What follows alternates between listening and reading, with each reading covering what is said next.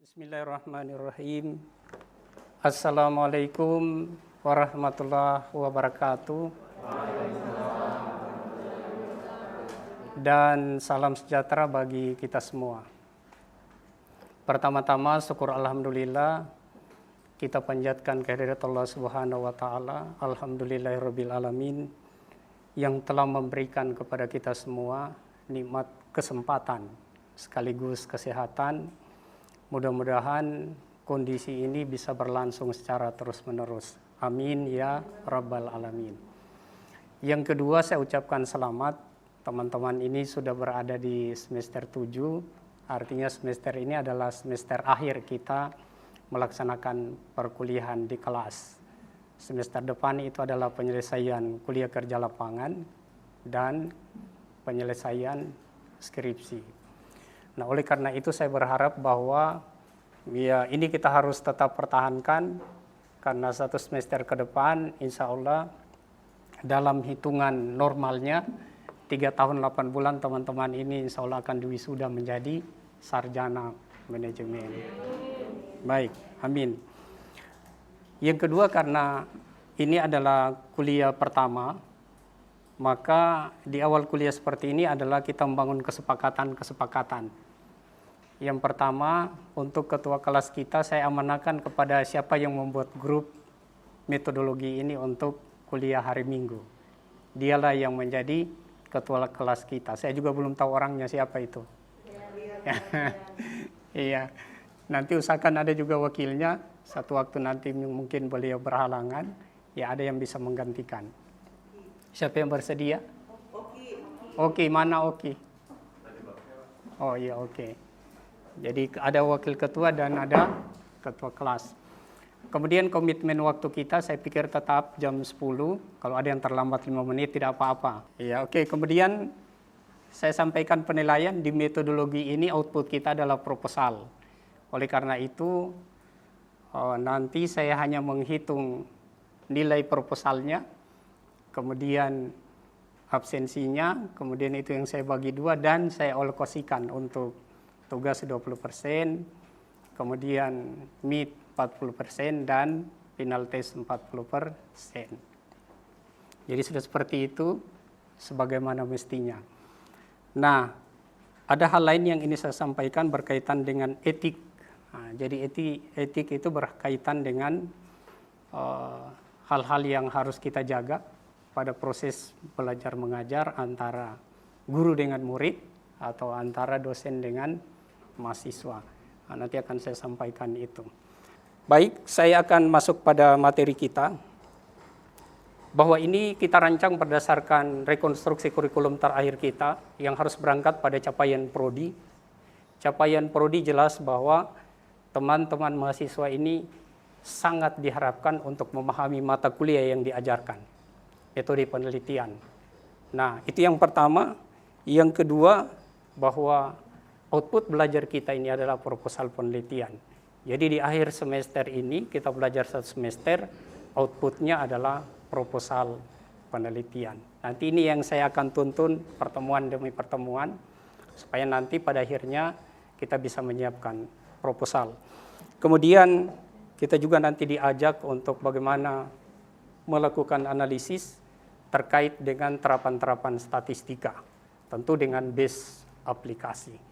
Kemudian yang terakhir adalah mahasiswa harus bisa menyusun laporan hasil penelitiannya sehingga kita bisa nanti seminar hasil dan pada akhirnya kita ujian skripsi. Saya kira itu nanti rentetannya yang diprogramkan oleh program studi kita, manajemen untuk capaian pembelajaran. Nah, yang berkaitan dengan capaian mata kuliah itu secara teknis operasionalnya kita akan lewati nanti pada tahapan perkuliahan kita dari minggu ke minggu. Mulai dari menyiapkan judul, latar belakang, masalah, tujuan, manfaat, ruang lingkup, kemudian bab kajian teorinya, metode penelitiannya, sampai instrumennya, penyiapan pustaka. Ini semua adalah bagian dari tugas kita dalam proses belajar selama 1 semester. Sehingga saya berharap nanti teman-teman mahasiswa ini bisa selesai berdasarkan target waktu minimum. Jangan terlalu lama, 3 tahun 8 bulan kita akan selesai. Saya kira mengenai capaian mata kuliah ini, nanti akan saya ulas juga di cara melaksanakan penelitian pada sesi pertemuan kita hari ini. Baik, saya antar dulu teman-teman di pemahaman tentang apa sebenarnya metode penelitian itu. Jadi metode penelitian itu adalah cara ilmiah. Cara ilmiah mendapatkan data, punya tujuan dan punya kegunaan. Jadi saya ulang, ada 4 core penting dalam metode penelitian. Yang pertama adalah cara ilmiah. Yang kedua data. Yang ketiga ada tujuannya. Yang keempat ada kegunaannya. Jadi itu core dari metode penelitian. Nah, apa itu cara ilmiah? Cara ilmiah itu adalah proses pelaksanaannya itu harus rasional. Jadi masuk akal. Kemudian yang kedua, di samping dia rasional itu harus empiris, ada faktanya. Dan yang ketiga harus sistematis. Baik, saya terangkan dulu apa itu disebut dengan rasional. Jadi yang disebut dengan rasional itu adalah masuk di dalam ranah rasionalitas kita, masuk di akal kita. Saya kasih contoh misalnya, di kantor, misalnya ada yang meneliti di kantor itu, ternyata meskipun jam kerja sudah disampaikan, masuknya jam berapa masuk di kantor itu? Jam 8. Masih banyak juga yang datang jam setengah 9 atau jam 9. Itu indikatornya adalah kurang disiplin waktu. Nah sekarang, kurang disiplin waktu itu bisa kita telusuri. Kenapa orang itu dia kurang disiplin waktu? Lambat masuk kantor.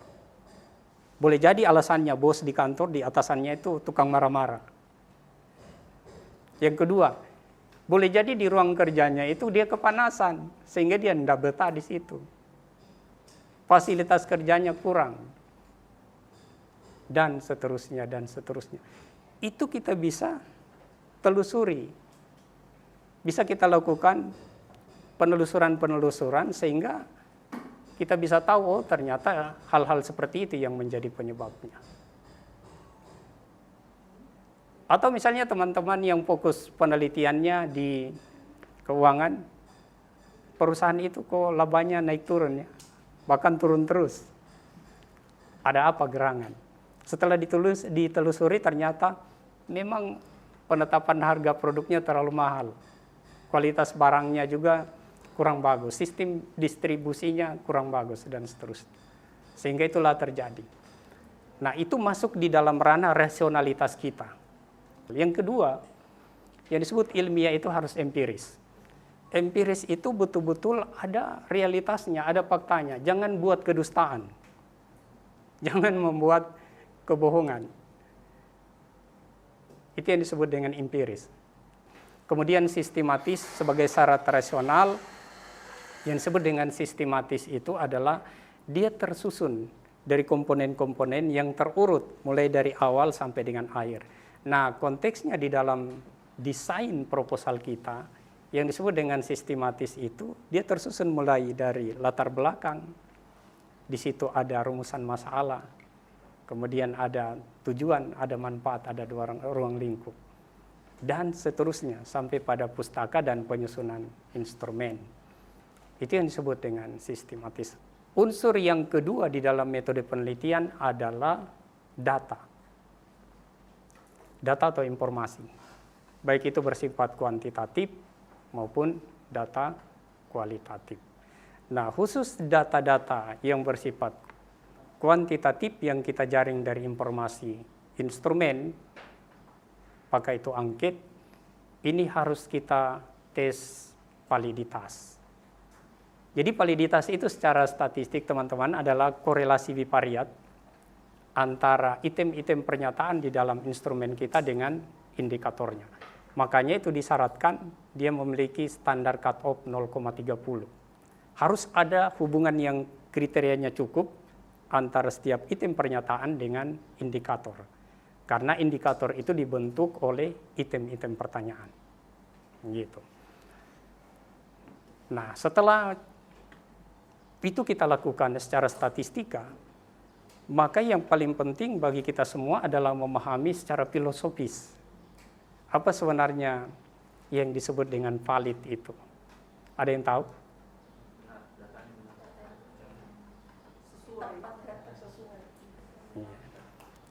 Saya kasih contoh.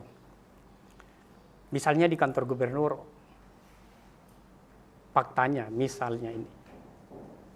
Ada orang-orang yang masuk terlambat tadi jam 9. Artinya itu salah satu indikator bahwa mengabaikan persoalan disiplin waktu. Nah, sekarang kita datang melakukan riset berkaitan dengan persoalan disiplin ini tadi. Misalnya disiplin kerja pegawai. Nah, setelah data kita dapatkan, kemudian kita kumpulkan dan kita deskripsikan, ternyata ada kecenderungan seperti itu. Ada kesesuaian antara temuan kita dengan fakta lapangan. Itu yang disebut dengan valid. Kemudian tidak cukup hanya sampai valid saja, tapi data kita dituntut untuk bisa memiliki reliabilitas yang tinggi. Apa itu reliabilitas? Reliabilitas itu adalah konsistensi. Jadi derajat ketepatannya pada kurun waktu yang berbeda ketika itu dilaksanakan pengujian. Kalau saya tanya Pak Ketua kelas ini, bagaimana persepsi Anda terhadap ibu yang di samping Anda ini? A. Sangat cerdas, B. Cerdas, C. Cukup cerdas, D. Kurang cerdas, dan E. Sangat tidak cerdas. Persepsi Anda, Pak Ketua kelas? Cukup cerdas. Oke. Di lain kesempatan saya memberikan konfirmasi terhadap apa yang disampaikan Pak Ketua ini. Saya konfirmasikan misalnya kepada orang lain berkaitan apa yang dia sampaikan tadi. Saya misalnya tanya yang di belakang. Dia juga mengkonfirmasi bahwa apa yang disampaikan tadi itu jawabannya cukup cerdas. Itu yang disebut dengan memiliki reliabilitas. Paham ini ya? Memiliki reliabilitas, memiliki konsistensi. Jadi sebuah data ilmiah itu harus betul-betul mengandung unsur reliabilitas yang tinggi. Baik, sebelum saya masuk pada unsur yang ketiga dari metode penelitian, saya beri kesempatan teman-teman untuk diskusi, silakan yang mengajukan pertanyaan. Saya Angga. Jadi kalau untuk kategori datanya bisa dipertanggungjawabkan, apakah dia masuk di valid atau reliable? Iya, bagus pertanyaannya. Jadi valid itu adalah, saya ulangi, adalah kebenaran data. Jadi kesesuaian antara realitas lapangan yang terjadi di lapangan dengan hasil data yang kita kumpul. Jadi kecenderungan kesesuaiannya itu, saya kasih contoh tadi, misalnya betul di sana itu sebenarnya ada, tidak semua, tapi ada sebagian teman-teman yang PNS itu, ASN, yang memang ogah-ogahan untuk masuk kantor. Jam 8 dia nanti jam setengah 9 atau jam 9. Waktu kerja, ia berkeliaran dia. Faktanya seperti itu, misalnya. Nah, setelah kita datang untuk meneliti tentang disiplin kerja, dengan instrumen yang kita kembangkan berdasarkan ukuran kedisiplinan, setelah kita deskripsikan datanya, ada kecenderungan seperti itu. Itu yang disebut dengan valid. Yang kedua adalah data itu harus memiliki reliabilitas. Reliabilitas itu artinya derajat konsisten. Jadi tidak pelin-pelan bahasa kita, tidak berubah-ubah. Jadi ketika orang memiliki persepsi seperti tadi sangat cerdas atau cukup cerdas, maka di lain kesempatan ada orang mengkonfirmasi tentang hal yang sama, jawabannya juga sama. Tapi kalau dia berbeda dari misalnya cukup cerdas tadi, ada orang yang mempersepsi sangat cerdas, itu artinya ada terjadi pergeseran informasi. Itu menimbulkan inkonsistensi. Sehingga pasti data kita tidak memiliki reliabilitas. Nah, pada kasus ini tidak bisa dijadikan sebagai bahan analisis data yang kita dapatkan.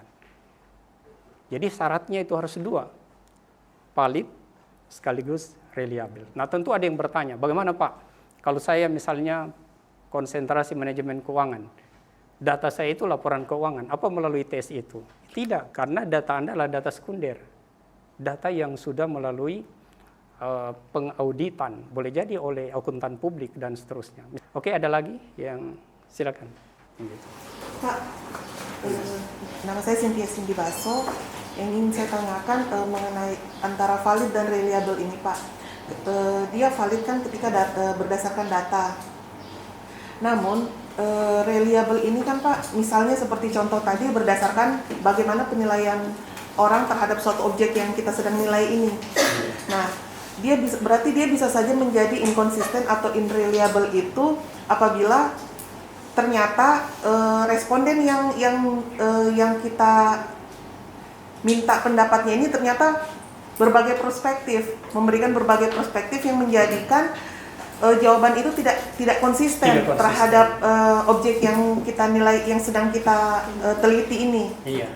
Itu bagaimana Pak? Iya, bagus sekali pertanyaannya. Itu artinya dia bertanya bahwa bagaimana kalau kasusnya valid, tapi ternyata di sisi lain adalah kasus irreliable, tidak konsisten.